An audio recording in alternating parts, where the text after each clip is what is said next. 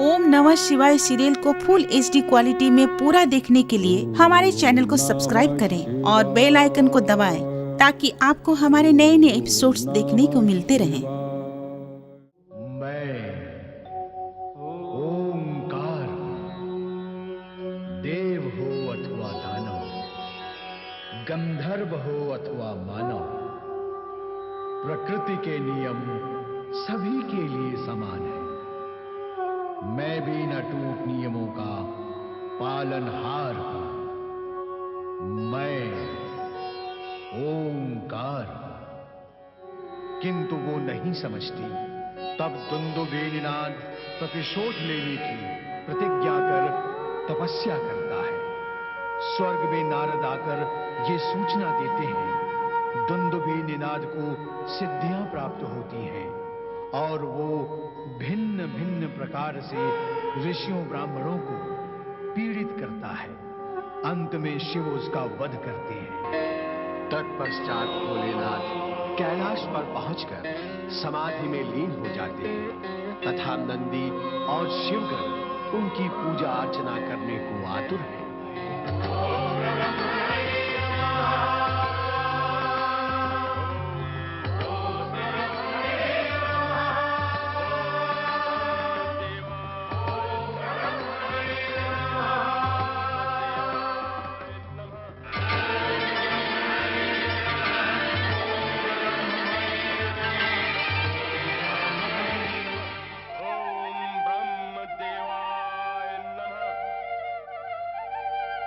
नारायण नारायण।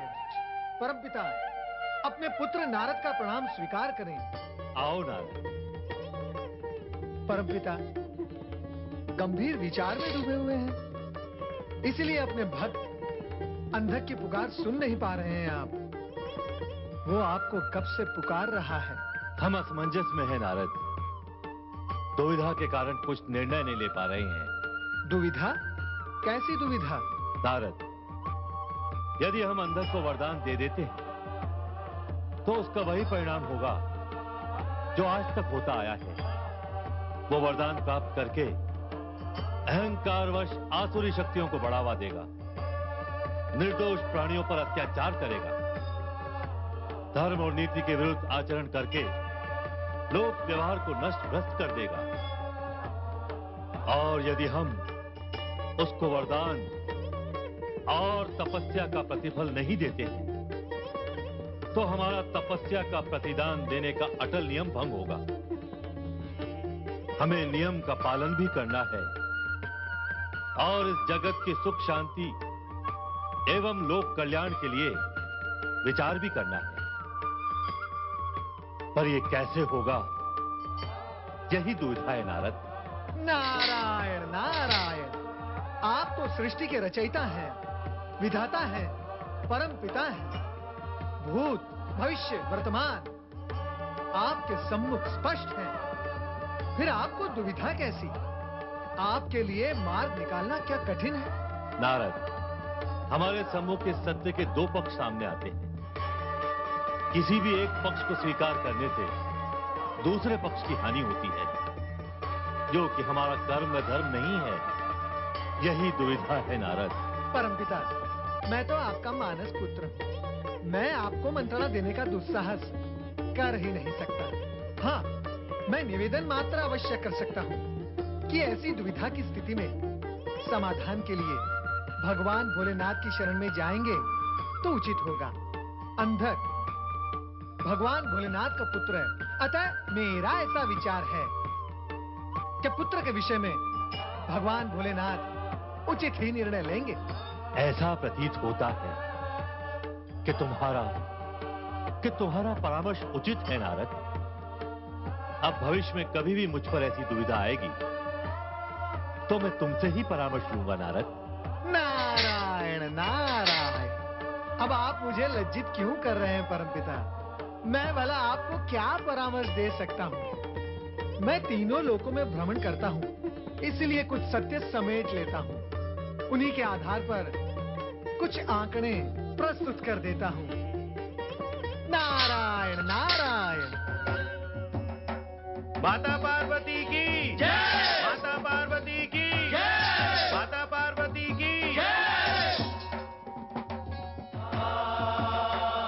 श्री शैल पर्वत से लौट आई देवी? हाँ स्वामी, लौटना तो था ही। कैसा है हमारा पुत्र कार्तिकेय? कुशल है? जो सदा भक्ति में लीन होकर दूसरों की कुशलता का चिंतन करता हो, स्वयं उसकी कुशलता तो निश्चित ही है स्वामी। और क्या चर्चा हुई पुत्र से? जो भी हुई उसी को लेकर आपसे चर्चा करनी है। हमसे? हमसे कैसी चर्चा? आप हर अमावस्या को यहाँ किसी को बताए बिना वहाँ कार्तिकेय से मिलने चले जाते हैं। तो कार्तिकेय ने हमारे वहां जाने की चर्चा भी तुमसे की है। बिना बताए जाने और पहुंच के मिलने का आनंद भी अद्भुत होता है देवी। किसी को प्रतीक्षा भी नहीं करनी पड़ती। अब ये कहो कि लौटते समय अपने प्रिय पुत्र गणेश और पुत्रवधुओं से मिलकर आई हो अथवा नहीं? इच्छा तो बहुत थी उनसे मिलने की, किंतु कहीं विलंब ना हो जाए, इसलिए आपके भय से शीघ्र ही बिना मिले चली आई। हमारा भय? हमसे तुम्हें कब से भय होने लगा? गणेश से तो मैं कभी भी मिल लूंगी। आप ये बताएं, आप अपने श्वेत पुत्र अंधक को इतना कष्ट क्यों दे रहे हैं? लौटते हुए मैंने देखा एक पर्वत शिखर पर ब्रह्मा को पुकारता हुआ न जाने कब से कठोर तपस्या कर रहा है। वो ब्रह्मा जी को पुकार रहा है, हमको नहीं। उनका कार्य हम कैसे कर सकते हैं?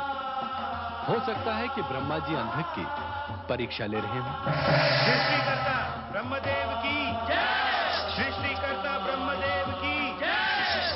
ओम नमः शिवाय। पधारिए ब्रह्मदेव, हम आप ही की चर्चा और आप ही का स्मरण कर रहे थे। अच्छा हुआ कि आप प्रकट हो गए। मेरी चर्चा, मेरा स्मरण, वो किस लिए भुलेश्वर? इसका उत्तर तो आपको देवी पार्वती ही देंगी। कहो देवी, क्या कहना चाहती हो तुम ब्रह्मदेव से?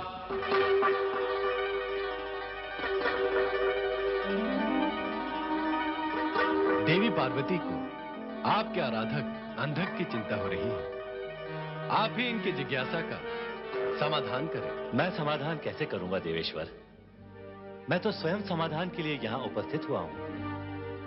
कृपा करके मुझे बताएं कि अंधक की तपस्या के उत्तर में मुझे क्या करना चाहिए? उसे वरदान देने अथवा न देने, इन दोनों स्थितियों के परिणाम से भी आप परिचित हैं। तो ऐसी स्थिति में किया क्या जाए? परिणाम के भय से नीति और धर्म की मर्यादा तो भंग नहीं की जा सकती ब्रह्मदेव। जो प्राणी आराधना सहित तपस्या कर रहा है, उसे वरदान देना त्रिदेवों का कर्तव्य है। आप चाहते हुए भी अंधक को वरदान देने से बच नहीं सकते। वो आपकी तपस्या कर रहा है। आपसे वरदान प्राप्त करना उसका अधिकार है और उसे वरदान देना आपका कर्तव्य। देवेश्वर, मैंने इस विषय पर गंभीरता से विचार किया है। मुझे भी यही प्रतीत होता है कि उसे वरदान तो देना ही होगा, किंतु अत्यंत सावधानी के साथ। मैं आपसे यही जानना चाहता हूं कि मुझे किस प्रकार की सावधानी का निर्वाह करना चाहिए। कारण कि अंधक के जन्म का संबंध आपसे है, इसलिए मैं आपके परामर्श के अनुसार ही उसे वरदान दे सकूंगा। अंधक से हमारे संबंध पर विचार कर आपने अपनी सौम्यता का परिचय दिया है, किंतु ब्रह्मदेव, हम एक कटु सत्य को स्पष्ट कर देना चाहते हैं कि हमने अंधक को सदा के लिए हिरण्याक्ष को सौंप दिया था और तब से हमारा उससे संबंध समाप्त हो गया है और वो आसुरी वृत्ति के वश में हो गया है। उसकी कठोर तपस्या भी आसुरी प्रवृत्ति का ही परिणाम है और उसकी सफलता भी आसुरी परिणाम ही प्रकट करेगी। ऐसी स्थिति में आप उसकी बुद्धि को विकृत करके उसी से वरदान मांगने को कहें और उसी के वरदान में उसकी मृत्यु का मार्ग भी निश्चित कर दें। आपने मुझे दुविधा से उबार लिया देवेश्वर। अब मैं आपके परामर्श के अनुसार ही व्यवहार करूंगा।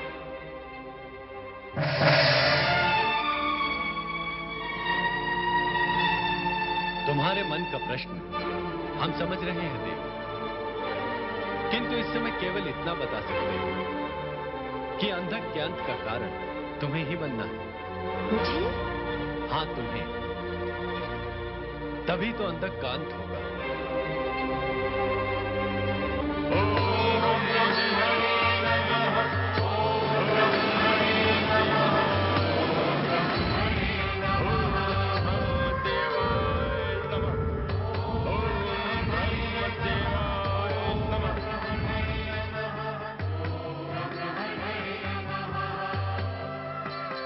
कब से पुकार रहा हूं मैं ब्रह्मदेव, कब से पुकार रहा हूं मैं।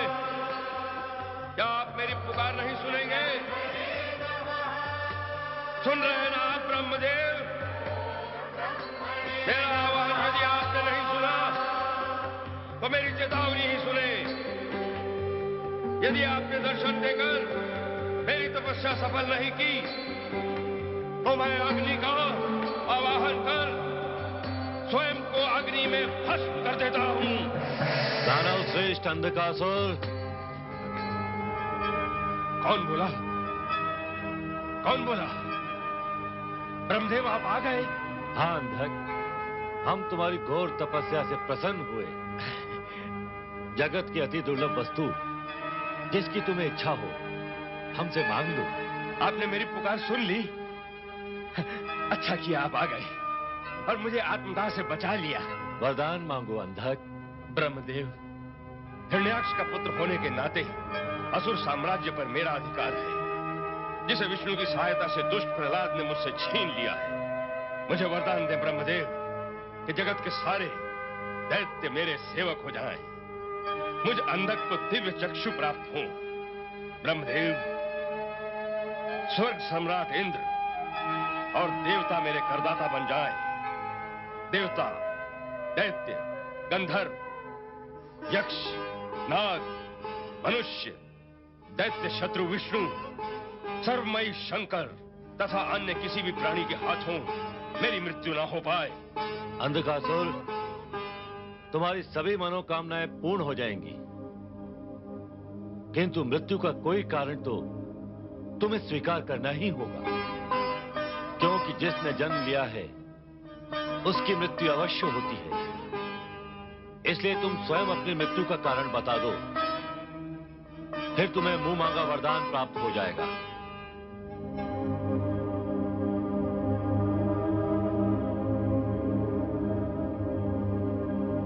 ब्रह्मदेव, जब मेरा जन्म हुआ है तो मेरी जननी भी अवश्य ही रही होगी। यदि असुर भाव के कारण मेरे मन में उसके प्रति काम भाव उत्पन्न हो जाए तभी मेरा नाश संभव हो। मैं तो ऐसा असंभव वरदान चाहता हूं जिससे मेरी मृत्यु असंभव हो जाए।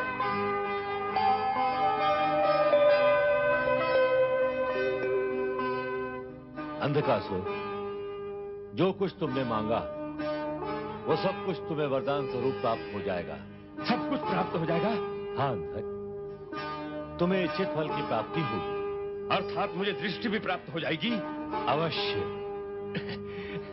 तो ब्रह्मदेव, कृपा कर मुझे सुंदर रूप और दिव्य दृष्टि प्रदान करें, ताकि आपकी रची हुई सुंदर सृष्टि निहार सकूं। तथास्तु।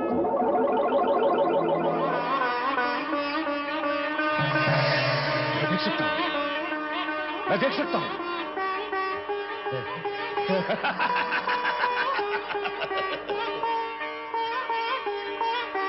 मुझे जगत का सर्वश्रेष्ठ वरदान प्राप्त हुआ है। अब सारा जगत मेरे अधीन होगा। मैं दैत्य शक्ति का ध्वज तीनों लोकों में फहराऊंगा।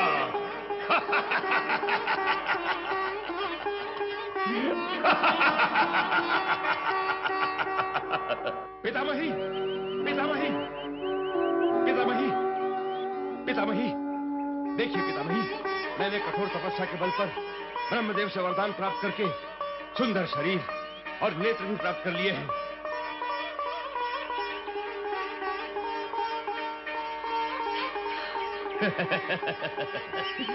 अब मुझे दैत्यों का गौरव बढ़ाने से कोई नहीं रोक सकेगा।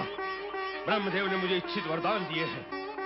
अब मैं दैत्यों का साम्राज्य पुनर्स्थापित करूंगा और तीनों लोकों में दैत्य शक्ति का ध्वज फहराऊंगा।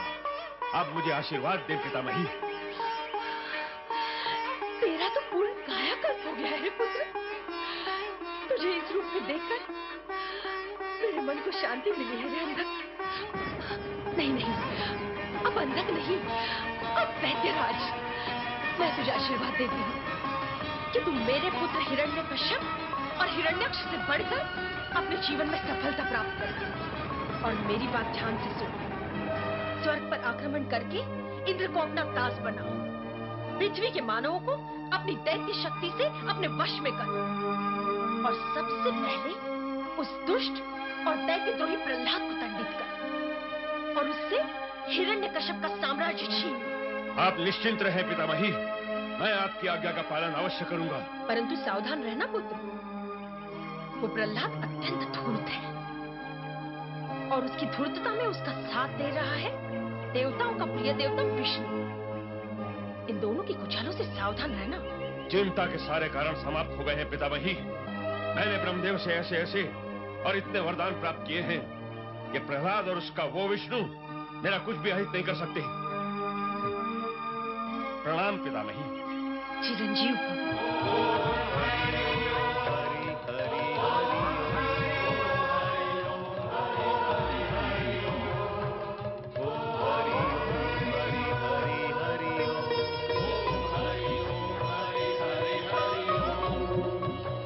सभासदों, परम प्रभु श्री हरि की असीम कृपा से और आप सबकी दी हुई सूचना के अनुसार आज हमारे राज्य की प्रजा सुखी और संतुष्ट है।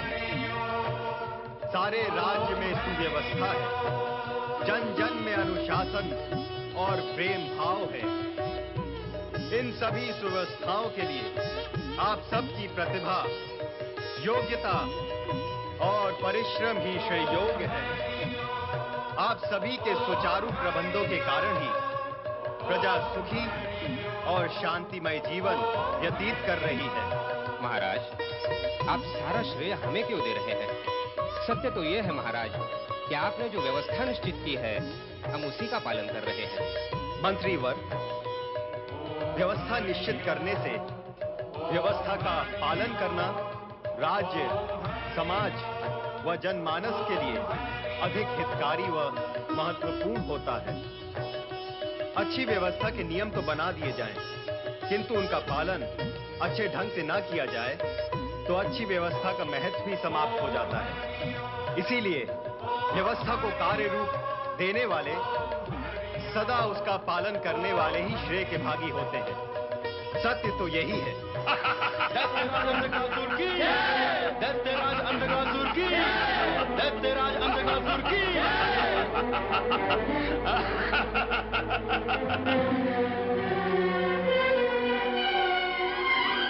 सत्य तो ये भी है प्रहलाद कि तुमने अपनी जाति के साथ द्रोह करके तथा विष्णु भक्ति का चलन प्रारंभ करके दैत्य जाति को हानि पहुंचाई है। दैत्यों के विरुद्ध देवताओं के पक्ष में कार्य करने वाले कुल कलंक, मैं आ गया हूं दैत्य साम्राज्य की व्यवस्था करने के लिए। अब मैं दैत्य जाति की विजय पताका तीनों लोगों में फहराऊंगा।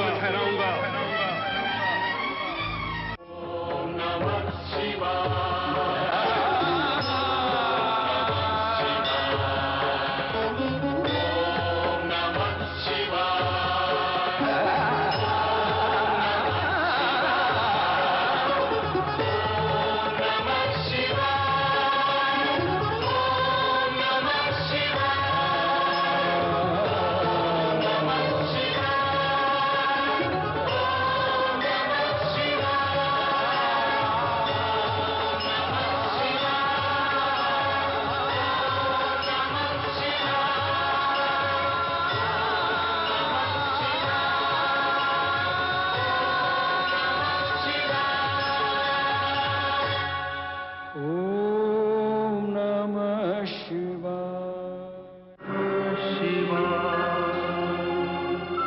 न